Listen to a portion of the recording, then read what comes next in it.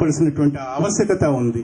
కాబట్టి దాంట్లో దృష్టి ఉంచుకొని మీరు ఈనాడు ఇక్కడికి రావడం, మీకు శక్తివంచన లేకుండా మీకు సహాయం చేయడం అనేటువంటిది ఎంతో సంతోషదాయకమైనటువంటి విషయం. అలాగే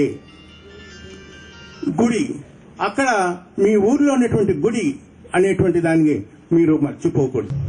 ఈ వేదికను నడిపించినటువంటి ప్రధానాచార్యులు వారు, అదేవిధంగా పూర్వ ప్రధానాచార్యులు వారు, పూర్వ ఉపాధ్యాయులు, ప్రస్తుత ఉపాధ్యాయులు, ఉపాధ్యాయేతర సిబ్బంది, తర్వాత నా ప్రియతమైనటువంటి విద్యార్థులు అందరికీ నూతన సంవత్సరాది శుభాకాంక్షలు. అదేవిధంగా నేను నిజంగా ఈ కార్యక్రమం చాలా గొప్ప ఆశయంతో స్టార్ట్ చేయబడింది జరిగింది.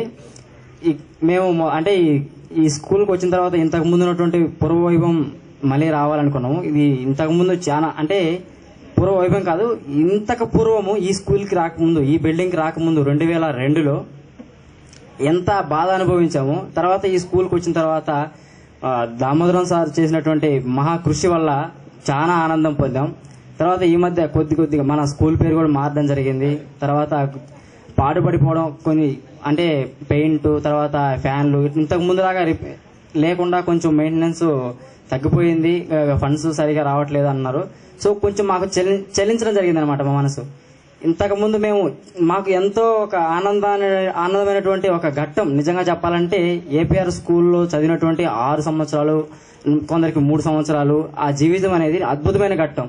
సార్ అన్నారు ఇక్కడికి వచ్చినప్పుడు తెలియదు. నిజమే, వాస్తవం. మేము వచ్చినప్పుడు మాకు ఏమీ తెలియదు. ఇక్కడికి వచ్చిన తర్వాత మహా అంటే మాకు తెలిసింది ఏంటంటే చదువుకోవాలి, చదువుకుంటే ఒక ఉద్యోగం వస్తుంది, డాక్టర్ అవుతారు, కలెక్టర్ అవుతారు, ఎంత తప్పితే అసలు చదువు ఏంటి, ఏం చదువుతున్నావు, ఎందుకు చదువుతున్నావు, దానివల్ల ఉపయోగం ఏంటి అనేది పూర్తిగా తెలియదు. ఊరికే చదువుతారు, చదివితే ఏదో జాబ్స్ వస్తాయి, అంతవరకే తెలుసు.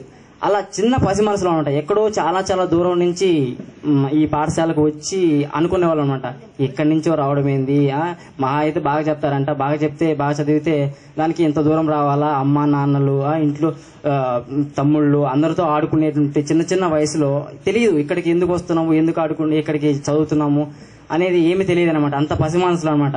అటువంటి వాళ్ళని ఈరోజు ఆలోచింపజేసిందంటే అది ఈ స్కూల్లోనే జరిగింది.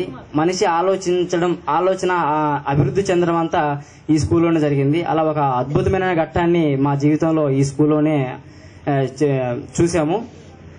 అంటే అక్కడ ఎంత బాధాకరంగా ఉండేదంటే, సూలూరుపేట విషయం చెప్తున్నాను. మేము 2002లో అక్కడ ఉన్నాము. 2002, 2003 వరకు. 2003 తర్వాత మళ్ళీ ఈ స్కూల్కి వచ్చేసాం, ఇక్కడికి కొత్త బిల్డింగ్ అనమాట. సారీ 2004 జూన్లో వచ్చాము, జూలై 22 వచ్చాము. సారీ. అయితే అంతకుముందు అక్కడ ఎంత దుర్భరంగా ఉండేదంటే, మనకి సరైనటువంటి ఒక బిల్డింగ్ అనేది లేదు. మనకి హాస్టల్ ఒకే చోట ఉండేది లేదు. ఇక్కడలాగా మనం తింటాము ఒకే చోట, చదువుకుంటాము అక్కడే పండుకుంటాం, అంతా ఒకే బిల్డింగ్లోనే ఉంటుంది. కానీ అక్కడ అలా లేదనమాట. తినడానికి ఏం వసతి ఉండేది కాదు, బయట ఆరుబయట కూర్చొని తినేవాళ్ళం అనమాట. తర్వాత ఉండడానికి కొందరు స్టూడెంట్స్ అంటే అత్యవసరం ఎవరికి అప్పట్లో ఎగ్జామ్స్ ఉండేవి, state board exams 7th class వాళ్ళకి 10th క్లాస్ వాళ్ళకి వసతి మాత్రం అక్కడ కల్పించేవాళ్ళం. 7th క్లాస్ వాళ్ళు, తర్వాత 10th క్లాస్ వాళ్ళు, చిన్న చిన్న పిల్లలు ఉంటారు కాబట్టి 5th క్లాస్ వాళ్ళు, మిగతా 6th class 8th class 9th class వాళ్ళందరినీ వేరే చోటకి తీసుకెళ్లేవాళ్ళు అనమాట.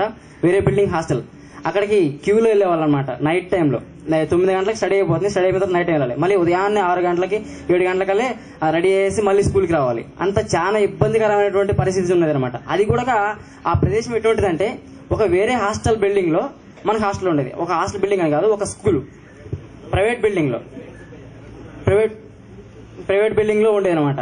అట్లా మన బిల్డింగ్ కాదు, మనం ఉండే ఏరియా కాదు, అది ఏందో మనం ఉంటున్నాము అక్కడ ఏదో కానీ ఎంత దుర్భరమైన పరిస్థితి అయినా కానీ